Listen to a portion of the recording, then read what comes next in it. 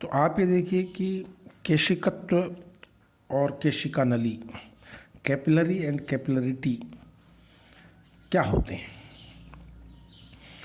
प्रिय छात्र छात्राओं, हमारे दैनिक जीवन में ऐसी बहुत सी घटनाएं होती हैं जहां हम इस प्रभाव को देखते हैं। मैं आपको बहुत सरल से 2-3 उदाहरण देता हूं। जैसे किसी भी लालटेन में केरोसिन तेल का ऊपर चढ़ना, मोमबत्ती का जलना, घी के दीपक का जलना। इसके अतिरिक्त पेड़ पौधों में जड़ों से पानी का कुछ प्रभाव तक ऊपर उठना। इसी प्रकार बुआई करने से पहले किसान के द्वारा खेत में सामान्य रूप से हल चलाना बिना किसी बीज को डाले, ताकि जो केशिकाएं बन जाती हैं वहाँ पर बंजर ज़मीन में, या बहुत दिनों तक अगर आप ज़मीन की बुआई नहीं करते हो तो वहाँ कुछ कैपिलरिटी डेवलप हो जाती है, जिससे नीचे की जो नमी है वो बाहर आने लगती है। तो उस प्रभाव को रोकने के लिए बिना बीज डाले खेत में हल चला देना। आपने देखा होगा कि सूती वस्त्र के द्वारा पानी को जल्दी से सोख लेना, एक स्पंज के टुकड़े के द्वारा पानी को बहुत तेज़ी से ऊपर सोख लेना, ये सब जो बातें हैं ये केशिकत्व से संबंधित है। होता क्या है कि जहाँ आसंजक बलों का मान ससंजक बलों से अधिक होता है, वहाँ पर द्रव की जो प्रकृति है या प्रवृत्ति है वो ठोस सतह के साथ फैलने की होती है। मैं आपको पहले मेरे लेक्चर्स में बता चुका हूँ। तो ऐसी स्थिति में अगर बहुत ही पतली कोई नली किसी द्रव में डाली जाए ऐसे ठोस की, तो उस द्रव की प्रवृत्ति उस नली में ऊपर चढ़ने की होती है। इसको तो हम कहते हैं rise in the level of liquid, द्रव की सतह का ऊपर चढ़ना। इसके विपरीत, जैसे मैंने आपको उदाहरण दिया था, कांच और मरकरी एक दूसरे से दूर जाने की कोशिश करते हैं। तो अगर मरकरी में कांच की ऐसी नली डालेंगे तो वो ऊपर चढ़ने के बजाय उसमें नीचे गिरेगा। ये भी लेकिन है ये केशिकत्व। तो ये आप देखें, यहाँ पर बहुत तसल्ली से आपको बात समझ में आ जाएगी ये कि a tube of very thin cross section से made of glass is called capillary. यानी केशिका नली की सबसे पहली विशेषता ये होनी चाहिए कि इसका जो क्रॉस सेक्शन है, इसकी जो त्रिज्या है बहुत ही छोटी होती है। Length is much greater than the radius. When a capillary is dipped in liquid, then ascending or descending of liquid is defined as capillarity और कैपिलरी एक्शन। तो जब इस प्रकार के ठोस की बनी हुई कोई भी पतली नली या केशिका नली किसी द्रव में अभिलंबवत डाली जाती है, डुबोई जाती है, तो ऐसी स्थिति में द्रव का उसमें चढ़ना या उसमें गिरना, ये दोनों ही घटनाएं केशिकत्व कहलाता है। मैं आपको ये बताना चाहूँगा कि जब मान लीजिए कोई ऐसा द्रव है जो उसमें ऊपर चढ़ता है केशिका नली में, तो आप देखेंगे कि उसके जो मेनिस्कस की त्रिज्या और कैपिलरी की त्रिज्या सामान्यतः अलग अलग होती है। कई बच्चे इसको एक ही ले लेते हैं, जो कि गलत है।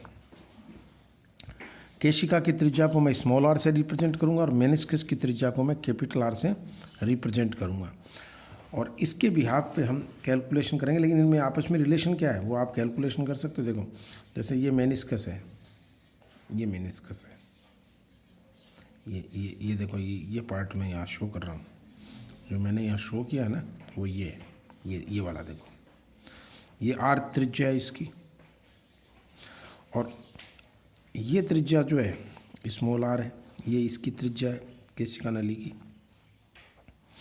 और अगर स्पर्श कोण, जैसा कि मैं बार बार आपको बताता आया हूँ, स्पर्श कोण अगर थीटा है, ये सॉलिड से ये सॉलिड हो गया और ये लिक्विड को रखने वाला ये एंगल थीटा हो गया, तो इनमें प्यारे बच्चों आप एक रिलेशन डेवलप कर सकते हो, आर अपॉन आर बराबर कॉस थीटा, आर बराबर capital R into cos theta, यानी नली की त्रिज्या बराबर मेनिस्कस की त्रिज्या इंटू कोसाइन ऑफ थीटा, जहाँ थीटा स्पर्श कोण है। ये रिलेशन आपको हमेशा याद रखना है, इसके बराबर होगा।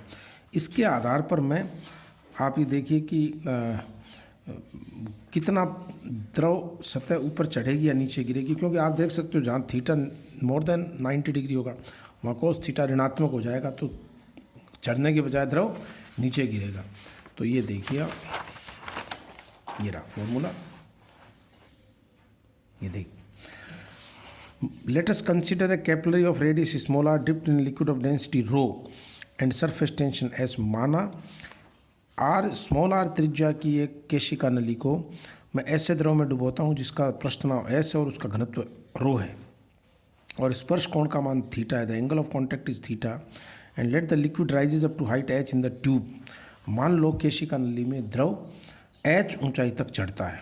तो मेरे पास दो तरीके हैं इसके एच निकालने के, दोनों मेथड में आपको सिखाऊंगा। क्योंकि आप फर्स्ट ईयर लेवल पे हो तो आपको हर टेक्निक आनी चाहिए। मेथड नंबर फर्स्ट जो आप सामान्यतः पढ़ के आते हैं बच्चे, तो वो मैं पहले एक्सप्लेन कर देता हूँ, फिर मैं मेथड नंबर 2 पे आऊँगा। कि दिखाए as shown if atmospheric pressure is P0, मान लो बाहर का दाब P0 है, देन मैंने 4 बिंदुओं की कल्पना की है। ये देखिए, एक बिंदु यहाँ मेनिस्कस के ऊपर A, फिर मेनिस्कस के ठीक अंदर नीचे द्रव की तरफ B, ये आप देख सकते हो, ये C, D और E। तो C, D, E और A, ये चारों E और D और A तो वैसे ही हवा के संपर्क में, तो यहाँ एटमॉस्फेरिक प्रेशर होगा और ये समान दूर ऊंचाई पर हैं। आपको मालूम है स्थिर द्रव में समान हॉरिजॉन्टल लेवल पर सारे बिंदुओं का दाब समान होता है। तो देखो A, D, E और C पे दाब समान होगा।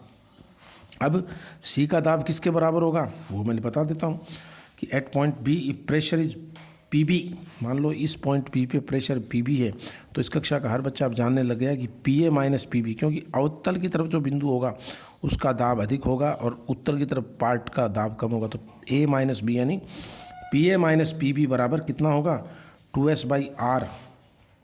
R क्या है, मेनिस्कस की त्रिज्या है, ये केश नली की त्रिज्या नहीं है। केश नली की त्रिज्या का मैंने अभी सूत्र बता दिया था, वो मैं आगे लिखूंगा। और दूसरा मेरा दाब का सिद्धांत से कि PC बराबर PB प्लस रो GH, यह आ जाएगा। PC बराबर PB प्लस रो GH आ जाएगा। तो अब PC बराबर PA दोनों अपन लिख चुके हैं ऊपर, तो दोनों की तुलना करने से 2S/R बराबर रो GH आ जाएगा। और ये मैंने आपको अभी जो डायग्राम खींच के बताया वही डायग्राम यहाँ मैंने प्लॉट कर रखा है। तो इसके बेस पे आप स्मॉल r बराबर R cos थीटा इसमें रख दीजिए, तो कैपिटल R बराबर हो जाएगा small r upon cos theta, और ये फॉर्मूला आ जाएगा H बराबर 2S cos theta upon rho RG। ये तो हो गया मेथड नंबर 1। फिर सुन लीजिए, इसमें क्या किया, बिंदु A, बिंदु E, बिंदु D, बिंदु C, ये 4 तो समान दाब के बिंदु हैं। और बिंदु B है वो दाब कम है, उसका क्यों, क्योंकि ये उत्तल साइड में है, द्रव के मेनिस्कस के उत्तर दिशा में, उत्तल दिशा में, उत्तर नहीं उत्तल दिशा में हमेशा दाब अधिक कम होता है। तो PA माइनस PB बराबर मैंने 2S/R लिख दिया। फिर मैंने सामान्य दाब का सिद्धांत लगा दिया। दूसरा जो इसका मेथड है वो भी इंटरेस्टिंग मेथड है। उसमें क्या करते हैं कि हम ये मान के चलते हैं कि भाई यहाँ पे जो पृष्ठ तनाव का बल लग रहा है ऊपर की तरफ, उसका कंपोनेंट मैं बता दूंगा, cos थीटा कंपोनेंट आएगा फोर्स का। तो उस बल का जो घटक है वो इस चढ़े हुए द्रव के भार को संतुलित करता है। फिर सुनिए बात को, the force due to surface tension which is acting upward balances the weight of the liquid which has raised in the capillary. इस सिद्धांत का उपयोग मैं यहाँ करता हूँ। आप देखिए ये सरफेस टेंशन S है, तो कुल जो बल लगेगा वो कितना हो जाएगा 2πr इंटू S। उसका वर्टिकल कंपोनेंट कितना आ जाएगा 2πr into S cos theta. Horizontal component एक दूसरे को कैंसिल करेंगे 2πr sin थीटा। तो मैंने 2 भागों में इसको विभाजित करके लिख दिया प्यारे बच्चों। S cos theta DL, S sin theta DL, ये चीज़ 0 हो जाएगी। तो कुल मिलाकर के जो अपवर्ड फोर्स आएगा 2πr S cos थीटा। ये जो बल है ये भार को बैलेंस करता है। भार बराबर क्या होता है, द्रव्यमान गुणा G। द्रव्यमान होता है आयतन इंटू घनत्व इंटू G। दोनों की तुलना कर लीजिए, PDF में अभी आज भेज दूंगा। और इन दोनों की तुलना करते H का मान 2S cos थीटा बटा रो RG आ गया, जो कि एक सुकून देने वाली बात है कि दोनों में ही दोनों फॉर्मूले सेम हैं और H प्रोपोर्शनल टू 1/R है, जिसको हम जूरिन्स लॉ बोलते हैं। बहुत बच्चे इस बात को नहीं जानते। कल को परीक्षा में आ जाए जूरिन नियम क्या है, तो आपको कुछ नहीं बताना है, सिंपल सी बात लिखनी है कि किसी भी केश का नली में चढ़े गए द्रव की या उतरे हुए द्रव की जो लंबाई है वो उसकी